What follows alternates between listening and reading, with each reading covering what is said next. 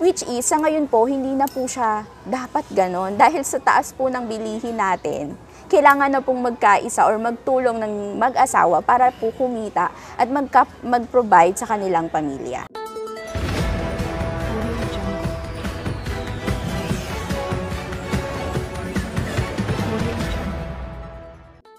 Ang nilalaman ng mga usaping ito ay sariling pananaw at personal na saloobin ng mga individual patungkol sa mga isyong ito at walang kinalaman ang patnugutan ng programang ito. Isang magandang umaga ulit, mga kahardin. Andito na naman ang inyong pambansang sulsulero, si kasamang Jonas. At makakadaupang palad natin ngayon ang isa sa mga kaibigan natin na nag-aadvokasya ng gender and development. God, ika nga. Papakilala ko sa inyo si kasamang Cheche. Ako si Che Alcaraz, ang nag-isa sa nagsusulong ng gender and development dito sa ating komunidad. Isa sa aming binabaan ay ang Please 4. Mukhang maganda-ganda itong issue natin ngayon. Kasamang Cheche, matanong ko lang, ano ba itong isinusulong nyo? Ano ba yung God? Pwede mo bang ipaliwanag ng medyo malalim-lalim para sa kaalaman ng mga pangkaraniwang mamamayan, common tao kumbaga? Yes. Ang gender and development po, ito yung mga proseso or yung mga training and orientation na ibinababa sa buong komunidad ng Pasig para malaman ng mga kababaihan, kalalakihan at mga kabataan ng kanilang mga karapatan. Kabilang dito ang reproductive health law, and ang BAUSI, maging ang GST o Gender Sensitivity Training, at saka ang SOGI Bill na ngayon ay nakasalang pa rin, maging ang pinakahuli ay ang Bawal Bastos Law or Safe Space Act. So, ibig sabihin, medyo may kalaliman pala itong advokasya nyong to, no? Kung pangkaraniwang tao lang or mamamayan na hindi gagap itong mga ganitong advocacy ay baka pagtawanan lang nila tayo dahil baka akalain nila ay kung ano-ano lang sinusulong natin. Nabanggit mo yung yung VAUSI. Pwede bang isa-isahin nga natin? VAUSI, ano ba ito? Ano ba itong batas na to? Ang VAUSI, ito yung Violence Against Women and Children. Dito, ipinapakita yung sa batas na ipinapakita dito na yung karapatan ng isang babae at saka mga anak niya pag siya ay naagrabyado or na haharas ng kanyang partner. Kabilang dito, hindi lamang yung current partner mo or yung husband mo, maging yung iyong previous partner. Basta nagkaroon ka ng intimate relationship dun sa tao at ikaw ay sinaktan, pinahiya, binugbog or anumang klase ng harassment, maging sexual man ito, ay pwede mong kasuhan ng BAUSI. Okay. Ibig ba sabihin na babae lang ba ang pwedeng magkaso ng BAUSI? Kayang mga lalaki, pwede ba naming asuntuhin o kasuhan ng BAUSI yung partner namin na halimbawa ako, sinaktan ako nung partner ko, pwede ba kaya yon? Magandang katanungan yan. Actually, ang BAUSI po talaga is para lamang sa babae at sa kanyang mga anak na naagrabyado ng kanyang asawang lalaki. Ang lalaki po, meron silang sariling batas. Kung sila po sila naman yung nabubugbog ng kanilang asawa o ng kanilang misis, meron po sila ng physical injury na yun po yung pwede nilang ikaso. Ang BAUSI po, para lamang po siya sa mga babae at sa kanilang mga anak. Okay, medyo nalinawan na oro na. At ang ibig sabihin dito, kawawa yata kaming mga lalaki. Hindi naman. Physical injuries lang pala ang may sasampa namin, if ever. Joke lang naman yan. Yes. Gusto lang naman nating maganda yung magiging talakayan natin. Yes. So, kahit papano, nagkaroon tayo ng konting kaalaman. Siguro sa susunod na magiging panauhin ka namin dito sa aming munting talakayan na to ay mai-expound pa natin kung ano talaga nilalaman ng VAUSI law na yan. Yes. Meron pang isa minabanggit ka kanina yung RPRH. Ano ito? Yung RPRH, ito po yung Responsible Parent and Reproductive Health Law. Dito, Oo, sige. Dito po, simple lang yan. Ang Ang pinapahiwatig lang po ng law na yan ay yung pag-alaga mo sa iyong katawan, sa iyong reproductive health, at maging sa iyong pamilya. Maging responsable kang parents. Una, yung sa pagiging responsable po natin, bibigyang diin po natin yan kung nagkakaroon po tayo ng isang healthy na reproductive health.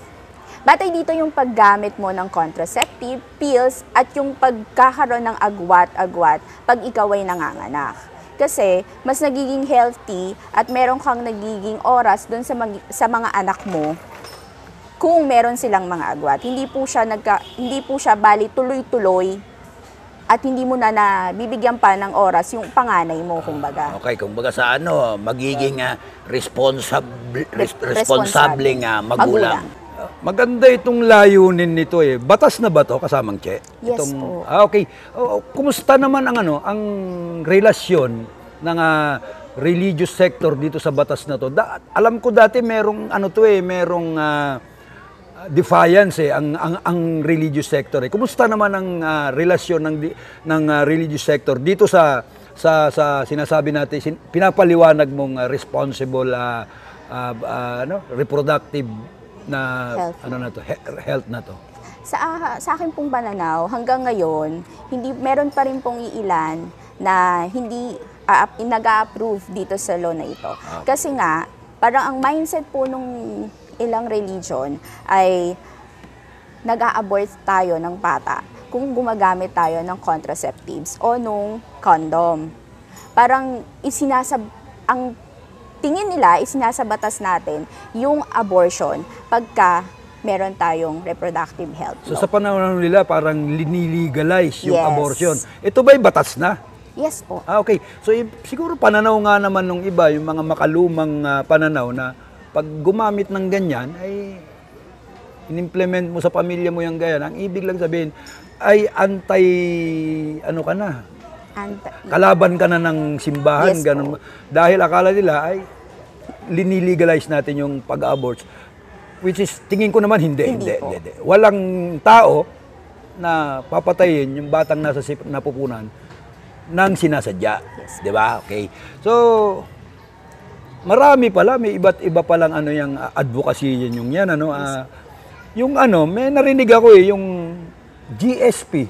GST po. GST. Ano yun? Naririnig-rinig ko lang din yun eh. Ito po, ang GST po ay yung Gender Sensitivity Training. Sa Gender Okay, Sensitivity Training po, dito nililinaw natin yung karapatang pangtao ng bawat isa. Okay, oo. Kung ano po yung karapatan na nakukuha ng ng lalaki, ay dapat nakukuha din ng babae. Yan po yung GST. Pinapalawak po natin Yung pantay na karapatan. yung patay yun ba na yun? karapatan Okay, po ng tao. Hindi kung ano man po yung gender mo. Yan po yung Hindi pinaka-main ba point nasa yan. konstitusyon naman na yan, yung pantay na karapatan? Andun yan sa Bill of Rights, di ba? Bakit kailangan pa isulong itong ganito? Kasi po, unang-una, hindi naman po talaga, kahit po sa ngayon, hindi nasusunod yan. Okay. Lalo na po sa isang pamilya. Nag-uumpisa yan sa isang pamilya na yung babaeng asawa, ang pananaw po nung iba, or hindi ng lahat, nung iba na mga mister, na dapat ang kanilang asawa ay nasa bahay lang. Parang gamit lang, kumbaga. Hindi naman po gamit, Okay. pero parang dapat nasa bahay lang sila at sila yung nag-aasikaso ng kanilang pamilya. Which is, sa ngayon po, hindi na po siya dapat ganon. Dahil sa taas po ng bilihin natin, kailangan na pong magkaisa or magtulong ng mag-asawa para po kumita at mag-provide sa kanilang pamilya. Kumbaga sa kailangan yung mag-asawa parehas kumikita, di ba? Yes. Na para ma-augment yung pangangailangan ng pamilya, lumalaki ang mga bata, may nag-aaral, lahat. So, siguro maging na lang tayo rito, maging aware na lang tayo kung ano man talaga yon. Maganda ito kasi, itong nagiging talakayan na to para parating natin sa mga kababayan natin yung kahalagahan ng mga ganitong advokasya ninyo. Meron akong nabasa kamakailan eh. Ano ba yun? Yung parang, ano nyo rin ba yun? Advocacy nyo ba rin yung bawal bastos? Parang, ano ba yun? Meron ba kayong advocacy yang ganun? Yes po. Ang bawal bastos law naman, ito po yung mga sexual harassment Ah, na nangyayari sige, sa sige. public places. Common public places po na nangyayari to sa daan, sa Okay. kalsada. Yung mga nahaharas po dyan, katulad ng stalking, panghihipo, paninipol, yun po yung bawal bastos law. So, Yun ibig po mong yung sabihin, Che, maputol Yes kita, pag naglalakad ka, nasalubong kita at sinipulan kita, Yes po. kasalanan ko na yan? Yes, may offense na po kayo doon. At meron pong karampatang parusa yon. Hindi ba pwedeng paghanga lang yon? Ito pong bawal bastos law, depende po yan sa nagtatanggap. Doon sa receiver. Kung ako po, tulad po ng sinample nyo na nagkasalubong tayo, sinipulan nyo po ako at sinabi nyo na maganda ako. Kung ang dating po nun sa akin ay maganda or parang na-impress lang kayo sa akin, hindi ko po kayo para kasuhan ng bawal bastos law. Pero kung ang feeling ko naman po, May pagnanasa. may pagnanasa at bastos kayo, Okay. pwede ko po yung isampa sa korte. Okay. Kung ano yung naramdaman mo sa pagkakataong yun yung doon ka magdi-decide kung humahanga lang sa'yo or nagnanasa sa'yo yung tao. Yes po. Okay. Meron pang isa eh. Anuhin nyo ako doon sa magiging term ko, yung SOGI. Ano ba yan? SOGI. SOGI. Ano yan? SOGI bill. Okay. Ang SOGI bill po, hindi pa yan batas. Sa ngayon po, okay. nasa korte pa rin siya at pinag-uusapan pa rin po, hindi lang dito sa Pilipinas, maging sa iba't ibang bansa.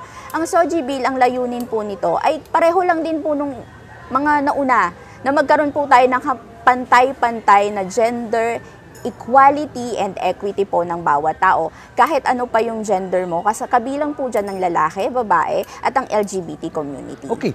So, ito siguro yun na, layo na ano to eh, yung sa CR, Yes. di ba? So, ibig sabihin, magtatatlo CR natin. Isang Yes po. lalaki, isang babae, at isang, ano ba tawag nyo doon? Gender exclusive na Paano to? bathroom. Paano to? Eh, pare-parehas namang may karapatan tayo. Saan siya papasok, halimbawa?